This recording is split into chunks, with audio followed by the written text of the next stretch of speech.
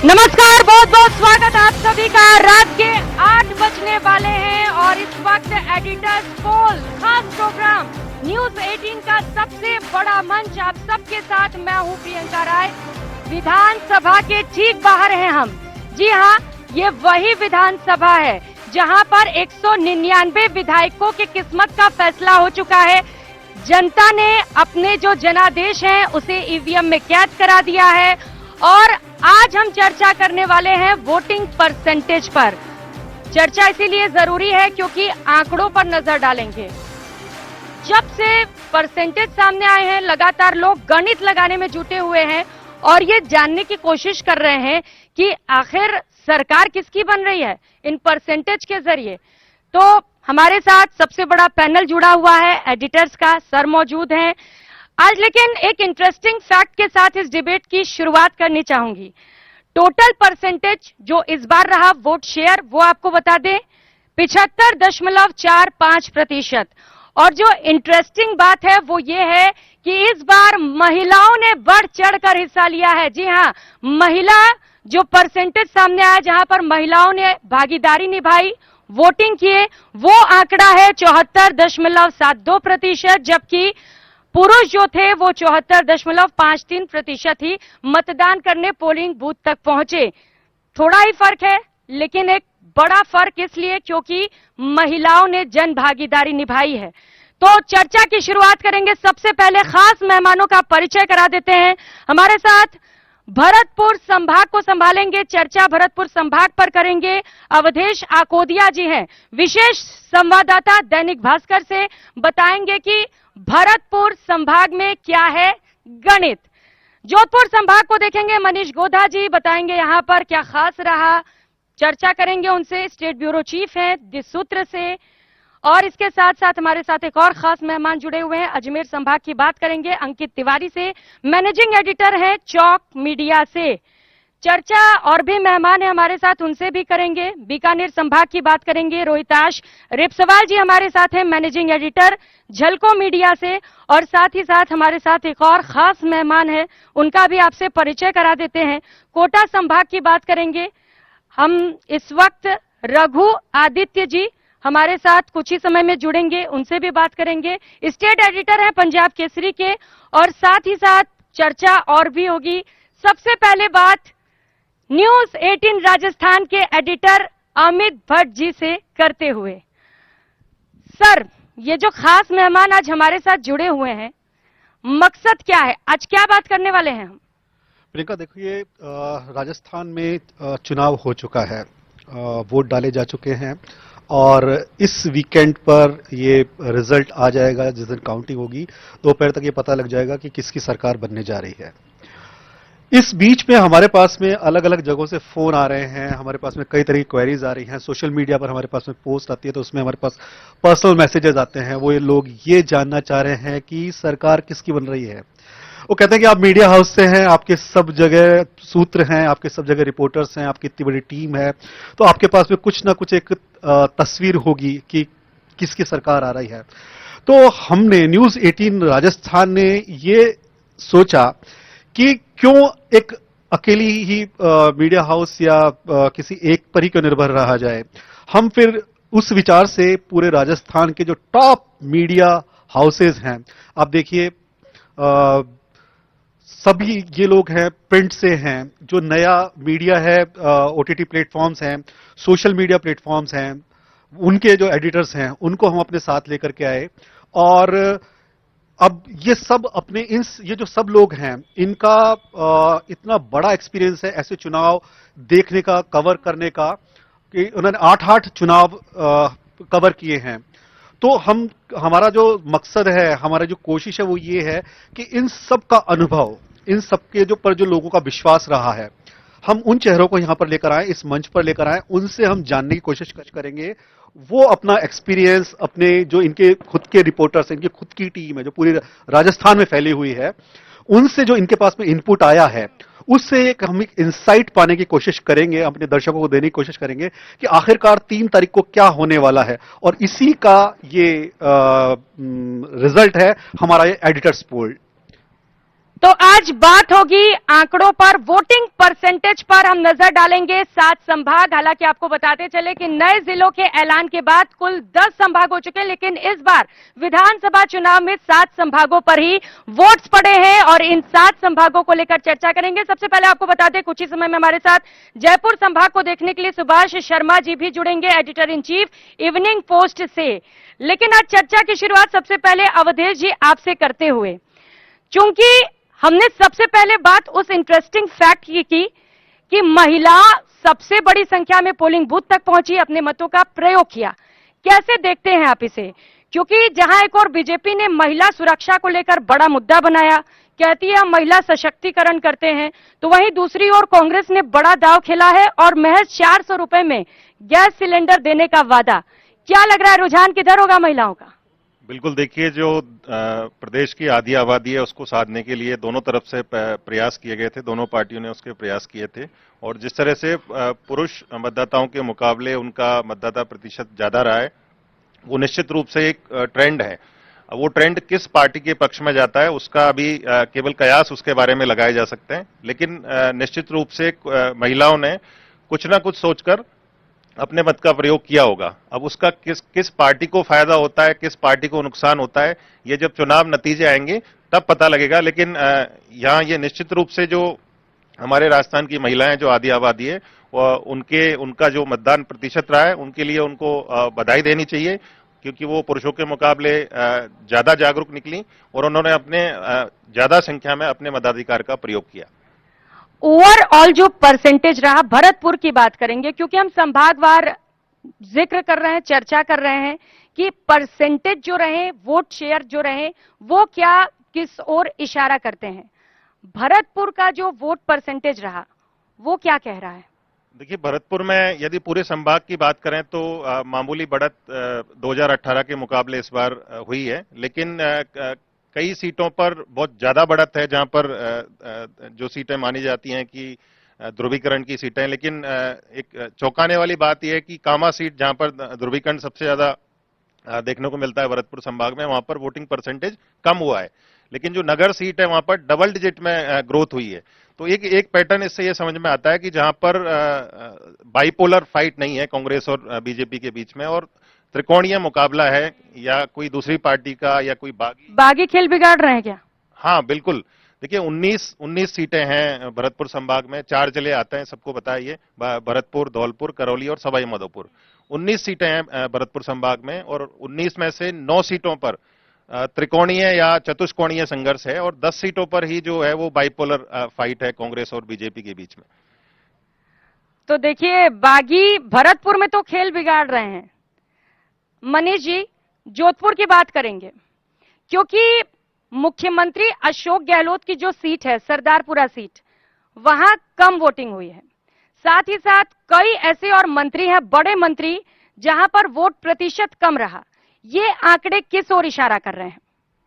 देखिए, मुख्यमंत्री की सीट पर वोटिंग परसेंटेज कम होने का तो एक ऑब्वियस सा रीजन ये माना जा सकता है कि आमतौर पर ये होता है कि बड़े चेहरे के सामने कोई छोटे चेहरे ही होते हैं, मतलब ऐसे बड़े चेहरे होते नहीं है, तो वहां पे वोटर कुछ उदासीन सा हो जाता है कि ठीक है, हम वोट दे रहे हैं तो भी ठीक है, नहीं दे रहे हैं तो भी ठीक है, अगला जीतेगा तो सही। तो उस तरह की एक स्थिति है। लेकिन जोधपुर संभाग की हम ओवरऑल बात करें तो निश्चित रूप से वोटिंग परसेंटेज वहां पे चिंताजनक है। मतलब अपने आप में मैं मानता हूँ, मतलब ठीक है, ठीक ठाक सी वोटिंग हुई है कुछ जगहों पे, लेकिन फिर भी लगभग यदि हम नागौर जिले को शामिल करते हैं जोधपुर संभाग में, क्योंकि नागौर को लेकर कंफ्यूजन की स्थिति रहती है, अजमेर की जोधपुर मारवाड़ का हिस्सा माना जाता है, उसको हम यदि शामिल करते हैं तो 20 सीटें हैं, मतलब 43 सीटें टोटल मान सकते हैं उसमें, और 20 सीटों पर माइनस में वोटिंग है, मतलब माइनस पिछले साल के मुकाबले, पिछले चुनाव के मुकाबले। तो ये अपने आप में एक इंटरेस्टिंग और जिसको कहता हूं मैं चिंताजनक भी है अपने आप में। और उनमें सरदारपुरा की सीट भी है, तो खींवसर की सीट भी है कि जहां पे नागौर से जो मतलब आरएलपी के जो संयोजक हैं वो चुनाव लड़ रहे हैं। वहां पे ओसिया की सीट भी है जिसपे दिव्या मदेरणा चुनाव लड़ी हैं। तो बहुत सारी, उसमें बायतू की सीट भी, इस तरह की बहुत सारी सीटें हैं कि जहां पे माइनस में वोटिंग हुई है। और ये एक चीज सर, चूंकि आप बता रहे हैं कि चिंताजनक है ये, आप वजह क्या मानते हैं इसके पीछे?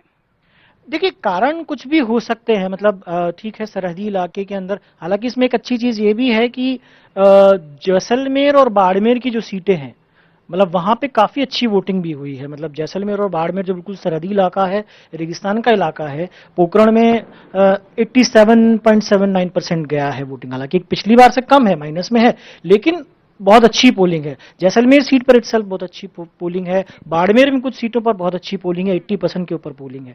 लेकिन इधर के इलाके में, खासतौर पर जोधपुर जैसे बड़े शहर में, जो कि जयपुर के बाद सबसे बड़ा शहर है, या नागौर में, इस तरह का नागौर जो कि राजस्थान का पॉलिटिकली सबसे वाइब्रेंट जिला माना जाता है, जहां के लोगों की समझ, राजनीतिक समझ बहुत अच्छी है, वहां पे पोलिंग का कम होना, मेड़ता में, खींवसर में, इवन नागौर में, जहां पे ज्योति मिर्धा जो है चुनाव लड़ रही है, मिर्धा फैमिली, तो उन सीटों पर वोटिंग परसेंटेज कम होना कहीं ना कहीं दिखाता है कि लोगों में एक कंफ्यूजन था शायद किसी तरह का, और शायद मतलब जिसको कह सकते हैं कि एक एंटी इनकम्बेंसी की बात भी हम रेगुलर कर रहे हैं, मतलब इस चुनाव के अंदर विधायकों के प्रति।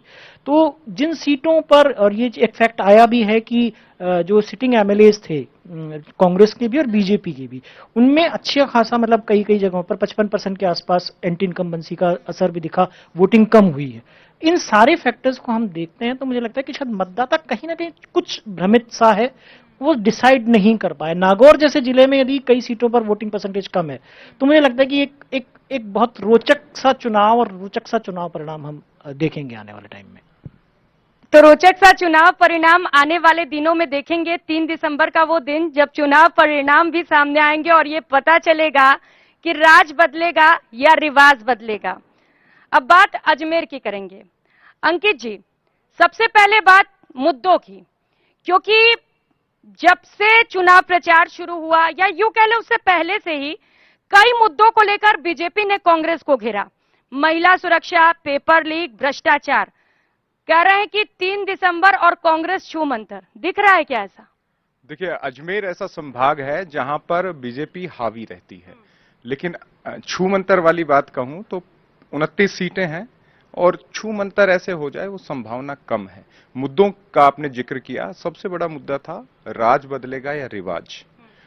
प्रधानमंत्री नरेंद्र मोदी की छवि और यहां अशोक गहलोत का गारंटी वाला चेहरा, इन दो मुद्दों का कितना अजमेर संभाग में असर हुआ है, इसकी सबसे महत्वपूर्ण बात यहां पर भी आप देख सकते हो कि अजमेर संभाग वो संभाग रहा है जहां तमाम राजनीतिक पार्टियों के बड़े नेताओं ने एक से ज्यादा सभा की है, और शुरुआत भी कैंपेनिंग की भी ज्यादातर अजमेर संभाग के इलाकों में कई नेताओं ने की है, बड़े नेताओं की अगर मैं बात करूं। और ये वाला इलाका इस लिहाज से भी महत्वपूर्ण है कि इस इलाके में सांप्रदायिक सौहार्द के लिहाज से भी महत्वपूर्ण है। गुजर, ब्राह्मण, और अगर मैं बात करूं तो मुस्लिम सीटें भी ऐसी महत्वपूर्ण है। अजमेर दरगाह वहां पर है, और साथ ही पुष्कर तीर्थ इस संभाग में आता है। तो वहां पर ध्रुवीकरण, तुष्टीकरण वाली बात कितनी चली, ये देखने वाली बात होगी। और अजमेर शहर की अगर मैं बात करूं तो वो हमेशा बीजेपी का गढ़ रहा है, लेकिन पुराने चेहरों के साथ नए तौर तरीके वहां पर देखने मिले। इस बार राजनीतिक तौर पर एक अच्छी बात पूरे राजस्थान में रही, ना केवल अजमेर संभाग के लिए। अब की बार रीपोल यानी पुनर्मतदान किसी भी बूथ पर नहीं हुआ।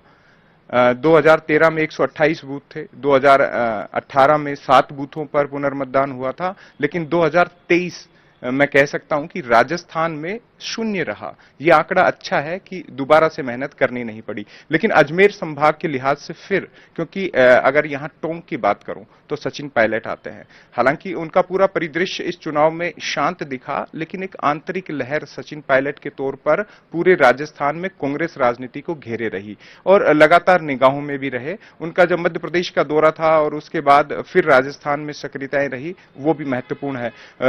अगर मैं बात करूं गुजर एक और नेता के लिहाज से, वहां पर किरोड़ी सिंह बैसला के बेटे विजय बैसला के लिहाज से भी वो सीट महत्वपूर्ण रही। धीरज गुजर प्रियंका के चहेते माने जाते हैं, वो सीट भी इस लिहाज से खास तौर पर थी। भीलवाड़ा इस इलाके में आता है। मिर्धा परिवार की राजनीति भी इर्द गिर्द घूमती है, और खास तौर पर यहां पर जो लाडनू सीट है, डीडवाना है, यूनिस खान, चेतन डूडी, और वहां त्रिकोणीय संघर्ष रहा बीजेपी के बीच में। तो ये तमाम सीटें हैं जो इस परिदृश्य पर गहरी निगाहें हैं, और 29 सीटें कम नहीं होती। जो जीतेगा, जो बाजी मारेगा, वो ठीक हमारे पीछे जो विधानसभा दिख रही है वहां पर सत्ता की कुर्सी पर काबिज होगा। और इनमें मुद्दे कितने प्रभावी रहे उस पर अगर मैं बात करूं तो उस इलाके में व्यक्ति का चेहरा भी देखा गया है। विधायक जो खुद चुनाव लड़ रहा था उस पर भी वोट डले हैं। मैं खुद वहां जाके आया, करीब मैंने वहां की 13 विधानसभा कवर करी, वहां पर जाट, राजपूत, गुर्जर और हालांकि ब्राह्मण इस पूरे चुनाव में कंफ्यूज से दिखे, लेकिन बाकी जो जातिगत, क्योंकि राजस्थान में केवल मुद्दे नहीं जाति भी असर करती है, तो उनमें अगर मैं बात करूं तो ब्राह्मणों के अलावा तमाम जातियों ने तय कर लिया था कि किस उम्मीदवार को जातिगत सपोर्ट के लिहाज से अपर हैंड पे रखना है। सर कह रहे हैं कि जाट फैक्टर मायने रखता है, बिल्कुल, ब्राह्मण, गुर्जर और जाट, और इन्हीं को साधने के लिए कैंडिडेट्स खड़े भी किए गए, बड़ा विचार विमर्श किया गया। अब सर कह रहे हैं कि असर पड़ा है इसका, विधायकों के चेहरों पर भी वोट पड़े हैं, लेकिन सर प्रधानमंत्री नरेंद्र मोदी सबसे बड़ा चेहरा बीजेपी का, उधर से राहुल गांधी, इसका भी असर पड़ा है क्या? सबसे ज्यादा सभा अगर राजस्थान में किसी नेता ने की है, रीजनल और अगर मैं बात करूं नेशनल, प्रधानमंत्री नरेंद्र मोदी रहे। चेहरा उनका था। राहुल गांधी थोड़ा पीछे रहे इस कैंपेनिंग में, बीच में कुछ अदावत सी बातें आई थी, लेकिन सोनिया जी जब यहां पर अपना स्वास्थ्य लाभ लेने आई तो राजस्थान को भी उसका लाभ मिला। कुछ सभाएं की, लेकिन उन सभाओं में एक बयान जो पनौती वाला था वो संभवतः असर करता हुआ दिखा है। बीजेपी समर्थकों ने, आईटी सेल ने इसे थोड़ा ऊपर उठाया कि प्रधानमंत्री को कोई ऐसा कैसे बोल सकता है। प्रधानमंत्री जी का एक मुद्दा कि वोट जो ईवीएम का बटन ऐसे दबाइएगा, वो भी असर करता हुआ दिखाई दिया। यहां पर जो भाषण दोनों बड़े नेताओं के रहे, उन्होंने अपने अपने सेगमेंट में असर डाला, लेकिन इसमें भी मैं अपर हैंड प्रधानमंत्री नरेंद्र मोदी को दूंगा कि उन्होंने अपनी जबरदस्त सभाओं के जरिए वोट को पोलराइज करने का, अपने पक्ष में लाने का, और राजस्थान में मिशन 2024 से ठीक पहले सेमीफाइनल की तरह इसे लेते हुए यह चुनाव लड़ा है। हालांकि परिणाम अभी आने बाकी है। ये राजस्थान में पहली बार है कि मतदान से ठीक पहले भी कंफ्यूजन था कि कौन सी पार्टी जीतेगी, और मतदान के बाद भी क्लियर कोई नहीं कह सकता। हालांकि ये बात सामने आती है कि जो रिवाज का ट्रेंड है वो राजस्थान में बना हुआ है, लेकिन 3 दिसंबर को फैसले कुछ चौंकाने वाले भी हो सकते हैं। तो 23 की डगर, 24 पर नजर। लोकसभा चुनाव से पहले ये जो विधानसभा चुनाव है उसे सेमीफाइनल के तौर पर देखा जा रहा है। रोहिताज जी, बीकानेर की बात करेंगे। मुद्दे कई सारे रहे। जब गृह मंत्री अमित शाह पहुंचे थे तो कह रहे थे कि जो भ्रष्टाचारी हैं उन्हें उल्टा करके सीधा करेंगे। भ्रष्टाचार का मुद्दा कितना हावी रहा, और वो कौन सा बड़ा मुद्दा जिनके दम पर लोग पोलिंग बूथ पर पहुंचे, मत का प्रयोग किया? मुझे लगता है इस बार सबसे ज्यादा, जैसे अगर कांग्रेस की साइड से मैं बात करूं तो उन्होंने अपनी योजनाओं के माध्यम से वोटर्स को आकर्षित करने का मतलब पूरा प्रयास किया है, जिसमें से 2 महत्वपूर्ण मुद्दे हैं। जैसे एक ओपीएस है और दूसरा है जो चिरंजीवी है, जिसके माध्यम से लोगों को मैंने ये भी देखा है कि कुछ, जैसे एक घर के अंदर एक टीचर है तो उसने अपने पूरे परिवार के vote just because of OPS उन्होंने पूरे परिवार के वोट डलवाए। तो उस लिहाज से देखा जाए तो कांग्रेस ने ओपीएस के माध्यम से काफी ज्यादा मात्रा के अंदर वोटों में तब्दील किया। और बात रही भ्रष्टाचार की, ये भ्रष्टाचार और ये सारी चीजें चुनाव से 5 दिन पहले तक हावी थे, लेकिन जैसे जैसे चुनाव के 2-3 दिन बचे उस दौरान ये मुद्दे धीरे धीरे शांत होते चले गए, और जो जातिगत वाला जो फैक्टर है वो हावी होता चला गया। और हर जगह यही रहा कि हमें ये जाति का प्रश्न है, इसको होगा, इसको हम वोट देंगे। या जैसे अभी नोखा की बात करें तो वहां पे सहानुभूति का जो फैक्टर है वो रहा। तो इस तरीके से सारी, तो जाति का जो फैक्टर रहा वो किसके लिए फायदेमंद रहा सर? वो कैंडिडेट टू कैंडिडेट फायदेमंद रहा। एक सबसे इंपॉर्टेंट बात मैं आपको बताता हूं कि बीकानेर पूर्व और पश्चिम के अंदर प्रधानमंत्री नरेंद्र मोदी जी का जो रोड शो भी हुआ था, उसके बावजूद भी और वहां पे जो वोट का परसेंटेज है वो घटा है। तो इसका मतलब यह है कि वहां पे मतदाता उत्साहित, मोदी जी के जो रोड शो को लेके उत्साहित थे, लेकिन वहां के जो कैंडिडेट है उसको लेके उत्साहित नहीं थे। इस वजह से वो वोट परसेंटेज है वो घटा है। जहां जहां खुद की पसंदीदा जो कैंडिडेट्स थे वहां वहां वोट का जो परसेंटेज है वो बढ़ा है। तो वोट परसेंटेज को लेकर लगातार हम चर्चा कर रहे हैं। रघु आदित्य जी हमारे साथ हैं, कोटा संभाग पर बात करेंगे। सर, कोटा संभाग कोचिंग सिटी, बड़ी संख्या में लोग वहां पर पढ़ने जाते हैं। पेपर लीक एक बड़ा मुद्दा रहा, बीजेपी ने उसे लेकर जमकर कांग्रेस को घेरा। क्या यह मुद्दा हावी रहा और उन मुद्दों पर भी बात करेंगे सर जो हावी रहे कोटा संभाग में। देखिए, कोटा संभाग में पेपर लीक वाली बात तो कुछ चल नहीं पाई, इसलिए कि पहले ही वहाँ कोचिंग इंस्टीट्यूट ने इस बारे में अपना क्लियर कर दिया था कि हमारा इससे को लेना देना नहीं है, और प्रशासन भी और वहाँ के जो लोकल नेता हैं वो भी इस पक्ष में थे कि पेपर लीक वाला इशू कोटा में न चल पाए। वहाँ जो पेपर लीक हुआ भी नहीं, कोटा में ऐसी कोई घटना भी नहीं हुई।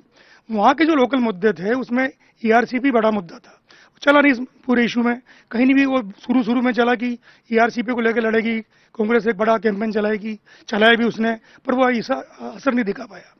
दूसरा जो बड़ा मुद्दा था वहाँ पे था वो अवैध खनन का। एक विधायक अपने मंत्री के खिलाफ मुख्यमंत्री को इस्तीफा दे देता है कि मैं ये अवैध खनन वो कर रहा है, और वो खनन मंत्री है। विधायक का टिकट कट जाता है, खनन मंत्री को फिर टिकट मिल जाता है और वो चुनाव लड़ रहे हैं। अवैध खनन का इशू वहाँ चल ही नहीं पाया, जबकि हरदोई संभाग का बड़ा इशू है अवैध खनन। इसके अलावा एक वहाँ जो लोकल मुद्दे थे वो इस पूरे चुनाव में जो घेरने चाहिए थे उसमें न भाजपा उनको घेर पाए ढंग से, न कांग्रेस घेर पाई। वहाँ